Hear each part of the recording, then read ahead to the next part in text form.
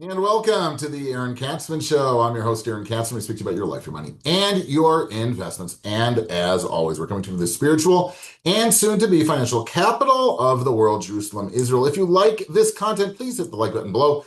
And if you've not yet done so, please subscribe to both the YouTube channel and to the podcast. And if you think somebody might actually find this of interest, surprise, surprise, there's a little button which says share down below, and you can click on it and then go ahead and send it to whoever it is that you want to send it to.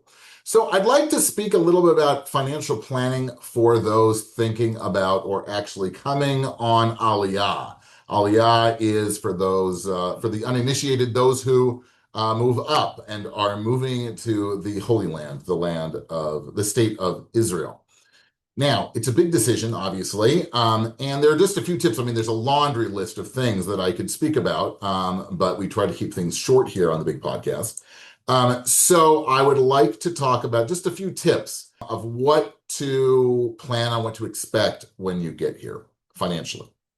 So the first thing you have to figure out, I think, is, aside from where you're going to live and where you're sending your kids to school, yada, yada, yada, is how much money is it going to actually cost you to live here? Because once you know that, you'll know what kind of job, what to shoot for in terms of salary with your job, whether you're going to commute, you're going to keep your job and travel, whether you're going to, start from scratch once you land. It's important to sort of have a guide, like how much money you're actually going to need in order to make ends meet. Now, there are some calculators out there. There's some different resources which will tell you how much money you're going to need when you move to Israel. I don't buy most of that. I don't like a lot of the calculators. I don't think they take a lot of information, which is into account, because the people who are making them are only basing it basically on their own personal circumstances and don't see the bigger picture.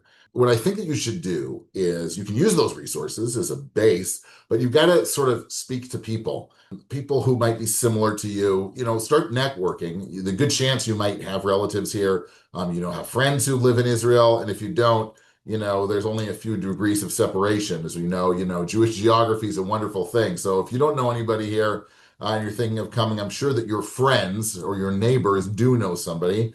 And it pays to talk to them and talk to others and just get a ballpark figure of what they're doing. Certainly people who are in similar situations as you. Now, don't think that you're going to come to Israel from the Five Towns or from Peoria or from LA, right? And you're going to walk in to the same standard of living that you're accustomed to.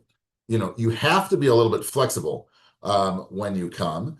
Certain things cost more in Israel. Certain things cost way, way less, i.e., education, tuition. But the fact that you're coming here in of itself is because you're coming here for something bigger, right? You believe in something bigger, and that's why you're making the big move. You've got to be flexible on everything. You might have to be flexible on your job, on where you live, on the kind of car you drive. Don't spend your whole aliyah comparing to the way things were when you were living in Teaneck or in the Five Towns or in Eugene, Oregon, because it's different, right? Just like if you were to move to Paris or move to Panama, right? Everything is different. And you have to make a switch in the mindset. Okay. It's very important just to realize, okay, new place, new situation. I'm not going to compare, right? Bad news to do so. It's going to impact the chances of having a successful Aliyah process if that's all you're doing. Okay.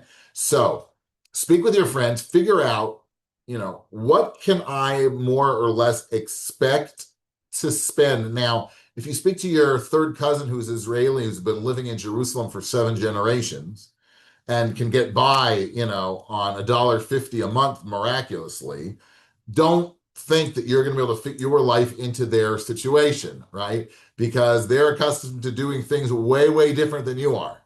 Okay. And you never even dream of doing some of the things they are. So you've got to also be A, flexible, but 2, realistic. And whatever number somebody gives you, I would add, 20 or 30% to that number from the beginning. Once you get here and you get accustomed to things and doing things, you'll be able to cut back. But when you're planning, you want to err on the side of caution all the time, just like at any time in financial planning. If you're planning, doing a retirement plan, you also want to err on the side of caution, because if you paint too rosy a scenario and things don't work out for you, you're up the creek. And we don't like that. We don't want that to happen. So, add 20 or 30% to sort of the numbers that you've been given, that you're putting together. That's very, very important. And then, okay, this is what I need. I need, 20,000 shekels a month to make ends meet. And then, okay, so when you come, you or, together, you have to have, jobs which then equal said amount of money.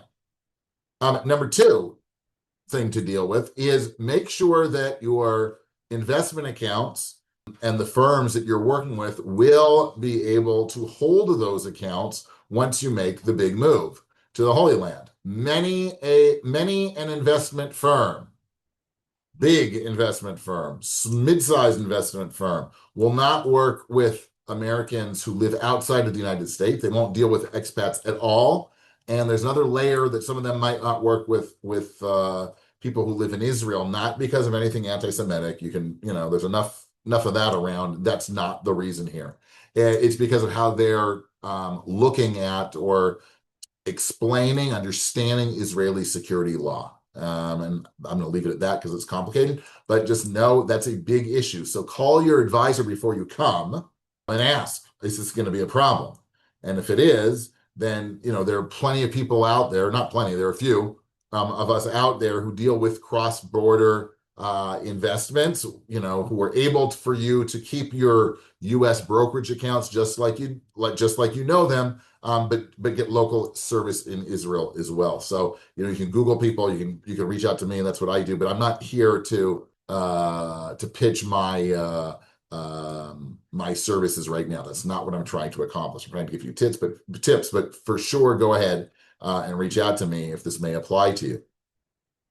The next issue that I get this call all the time, is like, I'm thinking of buying an apartment. I'm coming on Aliyah, and I'm going to buy an apartment, and that's where I'm going to live. And I think that's a really bad idea. I think that you should first go to a community or two or three even, and rent for a year or two or three, and see if that's where you want to be, right? I wouldn't buy an apartment based on the philosophy, well, property always goes up. Bad idea, because if you don't like where you're ending up living, and you have to sell your apartment in a year, and you need the money to buy something else, and you have to do a fire sale, there's a good chance property doesn't always go up, if you know what I mean. It might not be successful, a successful financial move for you to do. So I highly, highly recommend that one rents for the first couple of years there in Israel. And then when they decide where it is that they'd like to be, they can go ahead and start looking. Also, they can take their time and start looking for a property purchase, which really suits their specific family situation. I think it's really, really important. Last tip for the singles out there who are coming, okay? And I was one of them a long time ago. Do whatever, don't hold out for your dream job. So I went to American University, I got a degree in XYZ. I'm only going to do that, right? The beauty of living in Israel is you can sort of reinvent yourself, or if you're right out of college, invent yourself, because you have nothing to reinvent because you've never done anything yet, okay? But it's very important, once again, be flexible about what it is that you do. You may have had your heart on some kind of profession. You come to Israel and maybe it doesn't pay very much, maybe it's hard to get into, or maybe there's other things which are even more interesting for you. While you're on that search, you don't have to say, well, I'm not going to get a job until I find exactly what it is I'm working for. I had a meeting with somebody about that the other day, and in the meantime, they're running up debt up the wazoo because they're not working, okay? There's nothing wrong with working in a clothes store or in a supermarket or delivering pizzas until you figure out what you want to do, and you land that job. As I've written about, as I've explained many, many times, I clean people's toilets, I cleaned houses in order to put food on my own personal table and pay the rent, right? There's no shame in it. You're young, just do what it takes to get your feet on the ground, okay? That's part of the Aliyah process as well. I hope these tips were helpful. There's plenty more where this came from. If you've got, if you're thinking about Aliyah, I'm very, very happy. I don't charge to, meet with you, Zoom with you. to sort of walk through your financial. I'm not going to speak about other things. I'm not going to talk about where you should school your children, but on the financial side, I'd be happy to speak to you. You've been tuning into the Aaron Katzman Show. We speak about your life, your money, and your investments. If you've not yet done so, please subscribe to both the podcast and the YouTube channel. If you like the content, hit the like button below as well. Thanks so much for tuning in, and we'll speak to you soon.